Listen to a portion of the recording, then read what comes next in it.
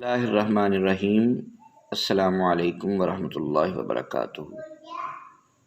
آج کا موضوع جمادات یعنی خاک کے ذروں کی حضور صلی اللہ علیہ وآلہ وسلم کے ساتھ محبت کے بارے میں ہے۔ اللہم صلی علی سیدنا و مولانا محمد وعلی آل سیدنا و مولانا محمد مبارک وسلم۔ حکم کو ماننا دو طرح کا ہوتا ہے، ایک بدل نخواستہ ٹوٹے دل کے ساتھ، ایسی تسلیم سر سے بوجھ اتارنے والی بات ہوتی ہے۔ سر سے بوجھ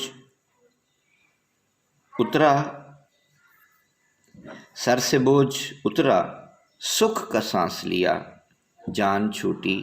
ایسی تسلیم میں مجبوریاں، مقہوریاں اور بے چارگیاں اصل عامل ہوتی ہیں۔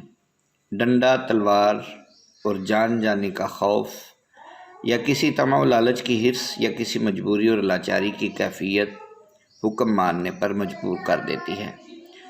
ڈنڈا اور تلوار ٹوٹی، تسلیم کی خوبی ختم، طمع و لالچ اور حرص پوری ہو گئی، تو پھر تو کون اور میں کون؟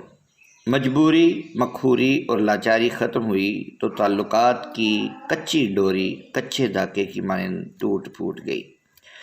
حکم ماننے کا دوسرا انداز، اس کی ترجمانی کے لیے حروف کہاں سے لاؤں، ان کو الفاظ کا جامہ کیسے پہناؤں، جذبات دلوں کی دھڑکنیں کیسے گنوں، نہ کوئی پیمانہ ایجاد ہوا، نہ تھرمامیٹر۔ آئیے خاک کے ذروں سے پوچھتے ہیں کہ خاک کے ذروں، ہم نے تاریخ اور حدیث کی کتابوں میں پڑھا ہے اور قرآن مقدس سورہ انفال کی آیہ مبارکہ آیہ نمبر 17 اس پر اپنی گواہی ثبت کر رہی ہے۔ فَلَمْ تَقْتُلُوهُمْ وَلَكِنَّ اللَّهَ قَتَلَهُمْ وَمَا رَمَيْتَ إِذْ رَمَيْتَ وَلَكِنَّ اللَّهَ رَمَى، کہ تم نے اے مسلمانوں ان کافروں کو قتل نہیں کیا بلکہ اللہ تعالیٰ نے ان کو قتل کیا ہے۔ اور اے محبوب صلی اللہ علیہ وآلہ وسلم، جب آپ خود کنکریاں پھینک رہے تھے اس وقت آپ تو نہیں پھینک رہے تھے بلکہ اللہ تعالیٰ خود پھینک رہا تھا۔ یہ کنکریاں پھینکنا ہجرت کی رات غزوہ بدر اور غزوہ حنین میں واقع ہوا۔ تم تو ان کے ہاتھوں کے لمس کے مزے لوٹ رہے تھے، اس وقت تمہارا اپنا عالم کیا تھا؟ خاک کے ذروں نے زبان حال سے کیفیات بیان کرتے ہوئے یہ راز افشا کیا کہ ہجرت کی رات تو سارے لوگ سوئے ہوئے تھے، صرف 7 آدمی تھے: حکم بن ابی العاص، عقبہ بن ابی معیط، نضر بن حارث، امیہ بن خلف، زمع بن اسود، ابو الحیثم اور ابو جہل۔ اس وقت 7 دشمنی محبوب خدا میں جل رہے تھے، اپنی زبانوں سے زہر برے الفاظ کے تیر تمسخر کے طور پر پھینک رہے تھے، گویا غصے میں اندھے ہو چکے تھے۔ وہ آپس میں باتیں کر رہے ہیں۔ ابو جہل کہہ رہا تھا، محمد صلی اللہ علیہ وسلم کہتا ہے اگر ہم اس کی اطاعت اختیار کر لیں تو عرب و عجم کے بادشاہ بن جائیں گے، اور مرنے کے بعد جب ہمیں زندہ کیا جائے گا تو ہمیں ایسے باغات ملیں گے جو اردن کے باغات سے کہیں زیادہ سرسبز و شاداب ہوں گے، اور اگر ہم اس کی اطاعت قبول نہیں کرتے تو ہمیں بے دریغ قتل کر دیا جائے گا، اور مرنے کے بعد جب ہم زندہ کیے جائیں گے تو جہنم کے بھڑکتے شعلوں میں پھینک دیے جائیں گے۔ اس پر انہوں نے زوردار تمسخر آمیز قہقہ لگایا کہ اچانک ہمارے آقا، ہماری جان، ہمارا ایمان، حلم و بردباری کا پیکر عظیم، مستقبل کی ہر چیز پہ نگاہ رکھنے والے آقا صلی اللہ علیہ وسلم اپنے کاشانہ اقدس سے باہر نکلے اور فرمایا، انا اقول ذالک انت احدہم، ہاں میں نے ایسے ہی کہا ہے اور ان میں سے ایک تم بھی ہو۔ اتنی دیر میں ہمارے مقدر جاگے، جانے جہاں صلی اللہ علیہ وسلم جھکے، اور آپ نے اپنے دست مبارک میں ہم خاک کے ذروں کو اپنی مٹھی میں لیا اور ایسا لیا کہ ہماری جان میں جان آ گئی۔ آپ نے سورہ یاسین کی مقدس آیا پڑھی، وَجَعَلْنَا مِن بَيْنِ أَيْدِيهِمْ سَدًّا وَمِنْ خَلْفِهِمْ سَدًّا فَأَغْشَيْنَاهُمْ فَهُمْ لَا يُبْصِرُونَ، یعنی ہم نے بنا دی ہے ایک دیوار ان کے سامنے اور ایک دیوار ان کے عقب میں، اور ان کی آنکھوں پر پردہ ڈال دیا ہے، لہذا وہ کچھ بھی نہیں دیکھ سکتے۔ یہ پڑھ کر ہم پر دم کر دیا اور ان کی طرف پھینک دیا۔ ہم تو اپنے مالک کے اور اس کے محبوب کے ماننے والے تھے، بلکہ نہ صرف یہ کہ ان کو ماننے والے تھے بلکہ ان کی ہر بات ماننے والے تھے۔ ہمیں علم ہو گیا تھا ہم نے کیا کرنا ہے۔ ہم میں سے ہر ایک نے اپنا اپنا دشمن منتخب کر لیا، اس کے ذہن، اس کی فکر، اس کی سوچ، اس کی بنائی پر قبضہ کر لیا۔ ہم میں سے ہر ایک ذرہ کہہ رہا تھا، اے دور حاضر کے دانشورو، تمہارے سروں پر نامرادی کی خاک، جس کا منہ جس طرف بھی تھا ہم اسی طرف سے ہو کر ان کی آنکھوں کے پپوٹوں کے اندر پہنچ گئے۔ غزوہ بدر میں 1000 دشمن رسول تھا۔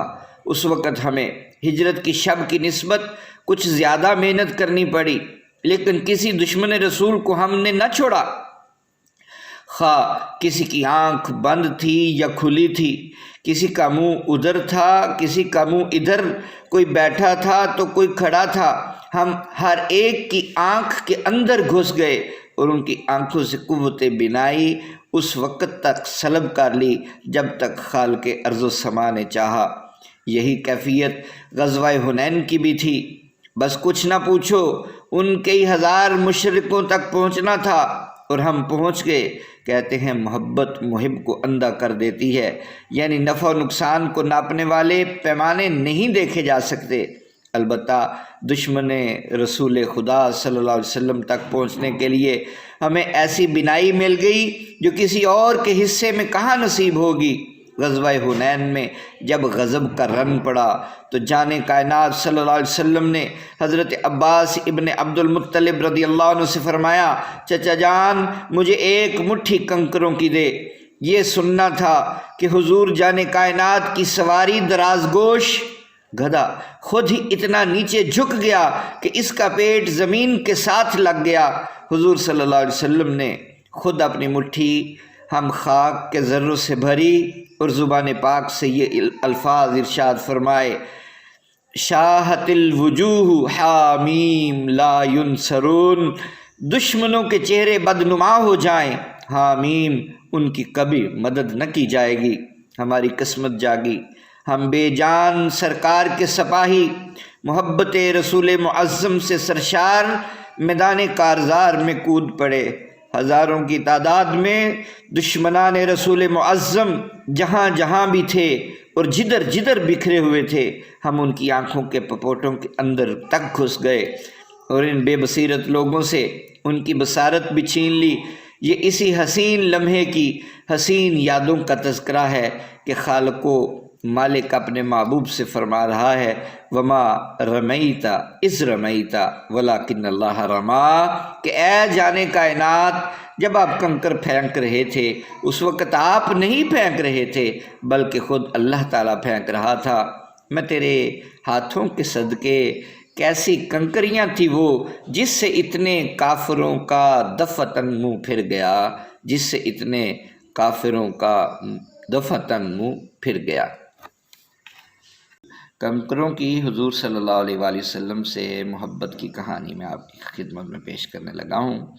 یہ کہانی حضرت انس رضی اللہ عنہ سے روایت ہے اور حضرت ابو ذر غفاری رضی اللہ عنہ نے خود سنائی۔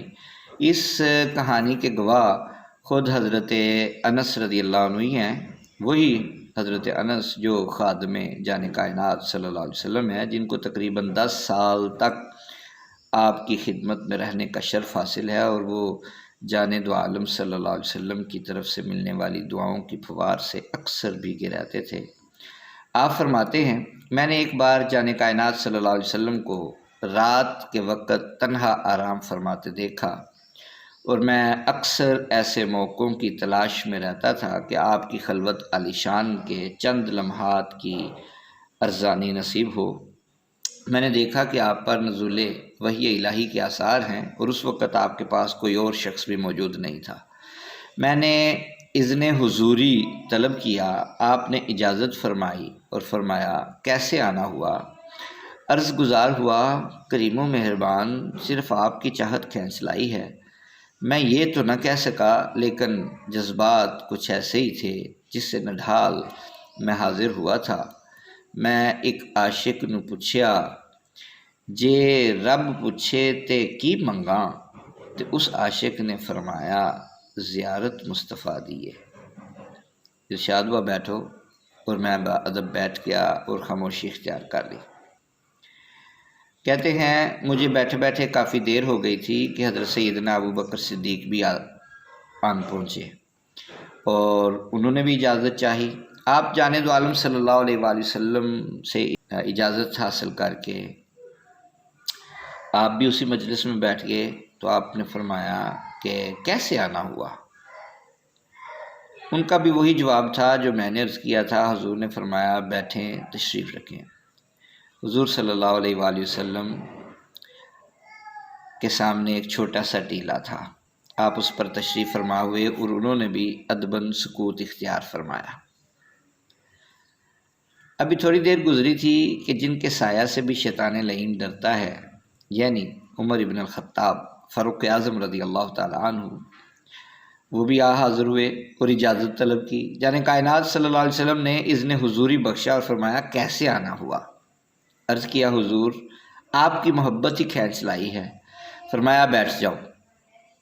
وہ حضرت سیدنا صدیق اکبر رضی اللہ عنہ کے پہلو میں بیٹھ گئے۔ جیسے ہم خاموش بیٹھے تھے وہ اسی طرح خاموش ہو کر بیٹھ گئے۔ اللہ کی شان دیکھیے، اتنے میں سیدنا عثمان غنی رضی اللہ عنہ بھی حاضر ہوئے، اجازت طلب کی۔ وہی سوال ہوا، وہی جواب، آپ نے بیٹھنے کا اشارہ فرمایا اور وہ بھی حضرت سیدنا عمر رضی اللہ تعالیٰ عنہ کے ایک پہلو میں بیٹھ گئے۔ یہ وہ قدسیوں کی جماعت تھی جن کے تقدس کا خمیر و یزکیہم کی مسند پر بیٹھنے والے مزکی اعظم صلی اللہ علیہ وسلم نے خود گھوندا تھا۔ ذرا تصور کیجئے، وہ ذات عظیم جس کا سوتے میں بھی وضو نہ ٹوٹتا ہو، اس کی اپنی پاکیزگی کا عالم کیا ہوگا؟ اسی نے ان ہستیوں کو ایسی پاکیزگی بخش دی تھی کہ دامن نچوڑ دیں تو فرشتے وضو کریں۔ اسی اثناء میں جان کائنات صلی اللہ علیہ وسلم نے وہیں سے چند کنکریاں اٹھائیں، ان کی تعداد 7 یا 9 تھی۔ ان کو ہاتھ میں لیا تو وہ سبحان اللہ کا ورد کرنے لگی۔ اگرچہ ام من شیء الا یسبح بحمدہ، کہ دنیا کی کوئی شے ایسی نہیں جو اپنے مالک و خالق کی تسبیح سے ایک لمحہ بھی غافل و فارغ ہو، لیکن ہر چیز کی تسبیح یا خالق و مالک جانے یا اس کی طرف سے جو ساری کائنات کے لیے نمائندہ بن کر آیا ہو وہ جانے۔ یہ تو میرے محفل کا فیضان تھا کہ وہ خود تو ان کی تسبیح سن ہی رہا تھا، اس نے اپنی محفل میں بیٹھنے والے نفوس قدسیہ کے کانوں کے پردے بھی کھول دیے اور وہ بھی تسبیح سننے لگے۔ ان کی تسبیح کی آواز ایسے تھی جیسے شہد کی مکھیاں بن بنا رہی ہوں۔ سبحان اللہ سبحان اللہ سبحان اللہ۔ کچھ دیر بعد آپ نے کنکریاں زمین پر رکھ دیں تو وہ خاموش ہو گئی۔ شاید ید اللہ والے ہاتھوں کو دیکھ کر بے ساختہ ان کی زبانیں بے زبانی سے حیرت و تعجب اور فرحت و انبساط کے ساتھ سبحان اللہ نکلنے لگا ہوگا۔ آپ نے ان کنکریوں کو پھر اٹھایا اور صدیق اکبر رضی اللہ عنہ کی ہتھیلی پر رکھ دیا۔ ان کی خاموشی کے بندھن پھر ٹوٹ گئے اور وہ پھر سبحان اللہ پڑھنے لگیں اور شہد کی مکھیوں کی بنبناہٹ کی صورت آواز آنے لگی۔ ان سے لے کر حضور صلی اللہ علیہ وآلہ وسلم نے ان کو زمین پر رکھ دیا، وہ کنکریاں خاموش ہو گئیں۔ آپ نے پھر اٹھایا اور حضرت عمر رضی اللہ تعالیٰ عنہ کی ہتھیلی پر رکھ دیا، ان کی تسبیح پھر جاری ہو گئی۔ اسی طرح حضرت عثمان تک یہ سلسلہ تسبیح و تحمید جاری رہا، اور جب وہ کنکریاں میرے ہاتھ میں آئیں تو ان کی تسبیح کی آواز بند ہو گئی۔ میں نے ایک بات اور پوچھی، غزوہ تبوک کی کامیاب رجت کے بعد جائن کائنات صلی اللہ علیہ وسلم کے حضور جب وفود آنے لگے تو ان وفود میں سے ایک وفد کندہ کے حوالے سے بھی تمہارا ایک واقعہ تاریخ نے رقم کیا ہے، ذرا وہ واقعہ سنا سکتے ہو؟ تو خاک کے ذرے جھوم جھوم گئے، کہنے لگے واہ خوب، کیا یاد کروا دی۔ کندہ یمن کے ایک قبیلے کا نام ہے جو اپنے دادا کندہ کے نام سے موسوم و منسوب ہے۔ ان کے دادا کا نام نور بن عفیر تھا اور کندہ اس کا لقب تھا۔ جان عالم صلی اللہ علیہ وسلم کی ایک دادی جان اسی قبیلے کی ایک خاتون تھیں جو جان عالم صلی اللہ علیہ وسلم کے دادا کلاب کی امی جان تھی۔ یہ وفد کندہ جب مدینہ منورہ میں حاضر ہوا تو ان کی تعداد 80 تھی یا 60، کوئی صحیح طریقہ سے یاد نہیں پڑتا، البتہ 60 سے کم نہ تھی۔ اس وفد میں ایک شخص بڑا ہی حسین و جمیل، خوبصورت اور وجیح الشکل اور خوبصورت جسے والا تھا۔ اس کا نام اشعث بن قیس تھا۔ اگرچہ ابھی کم عمر اور کم سن تھا، لیکن اس کی صلاحیتوں کی وجہ سے سارا قبیلہ اس کا بڑا احترام کرتا تھا اور اس کی اطاعت و فرما برداری میں اس کی ہر بات مانتا تھا۔ جب وہ بارگاہ جان عالم صلی اللہ علیہ وسلم میں حاضر ہونے لگے تو اس نے خوب تیاری کی، نہا دھو کر کنگھی سرما کیا، زلفوں کو سنوارا، خوشبو لگائی، خوبصورت اور قیمتی لباس زیب تن کیا، جس کے کنارے ریشمی کپڑے سے سجے سجائے ہوئے تھے۔ ہیرا یا ہیرا کے بنے ہوئے جبے زیب تن کیے۔ یہ وہ جبے تھے جو وہ بادشاہوں اور سلاطین کو پیش کرتے یا ان کے درباروں میں پہن کر جاتے تھے۔ جب یہ حاضر دربار رسالت صلی اللہ علیہ وسلم ہوئے تو انہوں نے اپنے رواج کے مطابق بادشاہوں کو پیش کیا جانے والا سلام پیش کیا تو پیکر سادگی صلی اللہ علیہ وسلم نے فرمایا، میں بادشاہ یا سلطان نہیں ہوں، میں تو محمد بن عبداللہ ہوں۔ انہوں نے کہا ہم آپ کو آپ کے نام سے بلانے کی جسارت نہیں کر سکتے، اس کے علاوہ اپنا کوئی لقب ارشاد فرمائیں، ہم اس لقب سے آپ کو یاد کریں۔ تو آپ نے فرمایا میں ابو القاسم ہوں۔ آپ تو انسان ہیں، اشرف المخلوقات ہیں، ہم خاک کے ذرے، آپ لوگوں کے قدموں کی دھول، نہ جانے آپ کی محفل میں بیٹھنے شرف انسانیت سے نوازے جانے والے لوگ اس سارے واقعہ کو کس رنگ میں دیکھ رہے تھے۔ ہمارے تو سامنے جب یہ سارا واقعہ ہو رہا تھا، جب کوئی وفد آتا تو ہم جان عالم صلی اللہ علیہ وسلم کے قدموں میں بچھ جاتے۔ جب آپ نے اپنی کنیت ابو القاسم فرمائی تو سچ پوچھئے ہماری آنکھیں بھر آئیں۔ وہ سیدہ خدیجۃ الکبریٰ رضی اللہ تعالی عنہا کے لخت جگر قاسم رضی اللہ عنہ، جو 2-2.5 سال ہی کی عمر میں وصال فرما گئے تھے، سیدہ خدیجۃ الکبریٰ رضی اللہ عنہا ام المومنین ہونے کا سب سے پہلا شرف پانے والی اور جان کائنات کی محبوب ترین بیوی بھی آپ کو اسی کنیت سے یاد فرمایا کرتی تھی۔ شاید اسی وجہ سے آپ کو یہ کنیت بہت محبوب تھی۔ حضرت قاسم رضی اللہ عنہ کو وصال فرمائے کئی سال ہو گئے، اعلان نبوت سے بہت پہلے کی بات ہے، لیکن آپ اس کنیت کو بھولے نہیں۔ اپنے چاہنے والوں، محبت کرنے والوں، جان نثاروں کو ایک مقام پر ارشاد فرمایا اپنے بچوں کا نام قاسم رکھ لو، لیکن ان کی نسبت سے اپنی کنیت ابو القاسم استعمال نہ کرنا۔ یہ بات درمیان میں جملہ معترضہ کے طور پر آ گئی، جذبات محبت سے مغلوب ہو گئے، معذرت چاہتے ہیں۔ آئیے اصل واقعہ کی طرف لوٹتے ہیں۔ ویسے اس واقعہ کے سحر سے باہر ہم نکلے ہی کب تھے؟ اشعث نے کہا ابو القاسم ہم نے اپنے دامن میں ایک چیز چھپا رکھی ہے، بتائیے وہ کیا ہے؟ آپ نے فرمایا یہ باتیں تو جادوگروں سے پوچھی جاتی ہیں، ہم جادوگر نہیں، ہم اللہ تعالیٰ کے نبی ہیں۔ لو ایسا کر لیتے ہیں، میں یہ خاک کے ذرے ہاتھ میں لیتا ہوں، یہ گواہی دیں گے کہ ہم کون ہیں۔ آپ نے یہ فرمایا اور ہماری قسمت جاگ گئی۔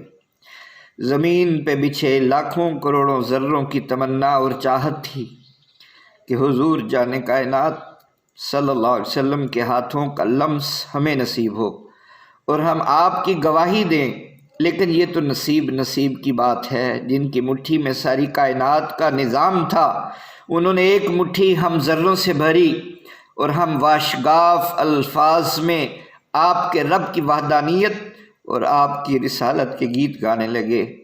یوں تو کوئی ذرہ ایسا نہیں جو کسی بھی لمحے اپنے مالک کی تسبیح سے غافل ہو۔ البتہ اس دن تو جانے کائنات کی مٹھی میں ہمیں ایسی زبان بھی بخش دی گئی جس کو انسان بھی سمجھ نہیں سکتے ہیں۔